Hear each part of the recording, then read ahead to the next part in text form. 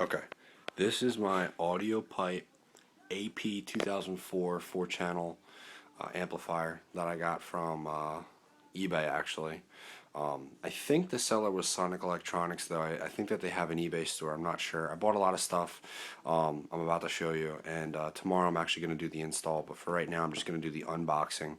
I looked at the reviews online. This is like one of the best 4-channel amps around for the price, from what I found. Unless you're going to get like JL or one of the higher cost, higher quality, this is what you want to go with. So, open it up. We have the manual, which I took a brief look through. I don't know what this is yet. It plugs into the side of the amp, and it's just labeled as remote. It's a remote wire harness, so I'm not sure, but I think Audiopipe might make a module for it, so that you can control your amp if it's in the back of your truck and you have like a remote and you're in the front of the truck.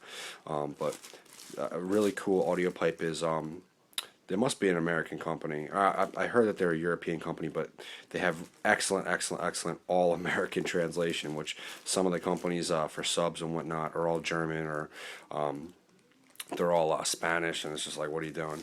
But anyway, this is the amp itself. I'm going to pull it out.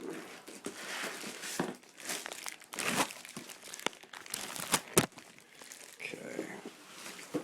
We'll set it down here.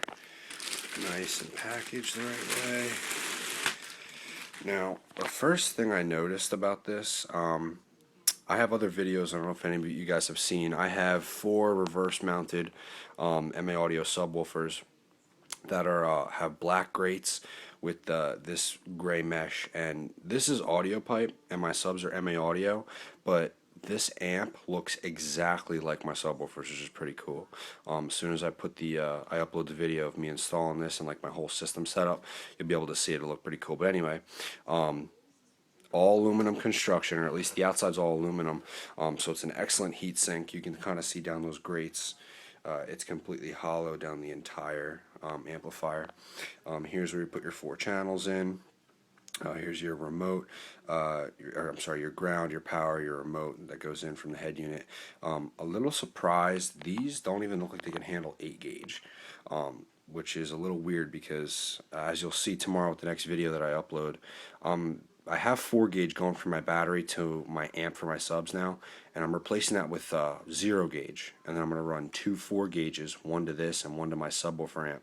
And I don't even think this is going to handle 4 gauge, so I might have to do 8. But anyway, 230 amp fuses. Okay, now this is all solid stuff. I mean, this is, like, you could tell the best of the best material was put into this.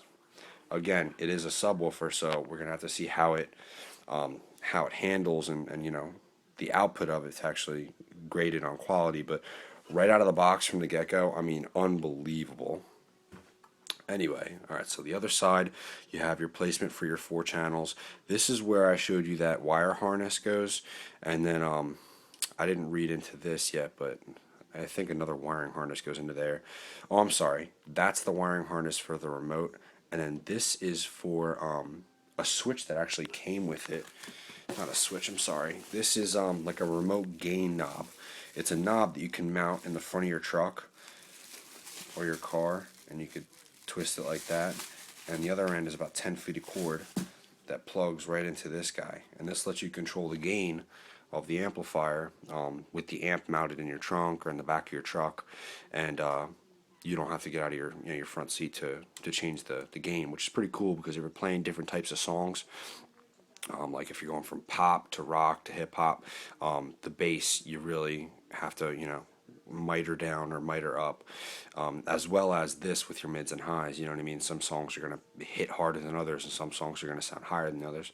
So anyway, if we zoom in, I don't know how my iPhone's going to pick it up, but we have your 2 gain levels right here for channel 1, 2, channel 3, 4. This is your channel 1, 2 frequency, your high pass, low pass for channel 3 and 4. This, I don't know what this button is. It says 1 in 10 times. I honestly have no idea what that means. That's something new to me, so we're going to have to check that out. Up here is where you choose how many channels you want, and if you want it to be full pass, like full mono, or if you want it to be stereo. And that's pretty much it. A bunch of bass equalizers on here, like Bass FX and Subsonic, that I'm not going to be using because I actually have bass blockers. This is going for just my mids and highs. And that's pretty much it. Now, I also ordered a whole bunch of stuff. Only one thing that actually came today was this battery terminal. I got it on eBay. It has one 0 gauge, one 4 gauge, and two 8 gauge inputs. It is awesome construction from what I can see here. Looks pretty cool. It's solid. I'm pretty sure aluminum, but I only paid like $7. So anybody looking for a cheap battery terminal, any terminal will get the job done. If you want to buy a JL or Scorpion, go ahead and spend $40. I never have my hood open to show people, like when I go to Wawa or whenever I go to blast my system. So I don't need anything special. So this is what I got. But I also got a bunch of stuff from Cadence. Cadence, I looked up, pretty good company. I got 20 feet of 0 gauge wire. Some more 4 gauge wire, two distribution blocks. Everything's going to be installed tomorrow. I'm going to make one more video when I get everything to my house from USPS, and then another video when everything's installed. So that's it. This is the Audiopipe 2000 watt. It's actually not 2000 watt, but wired. Actually, it might be 2000 watts, but when you do it at 4 ohms or 2 ohms, it pushes out about 4 to 800 watts. So it's the Audiopipe AP-2004 4-channel amplifier. Any questions, just let me know. Just doing a simple unboxing. Alright guys, peace.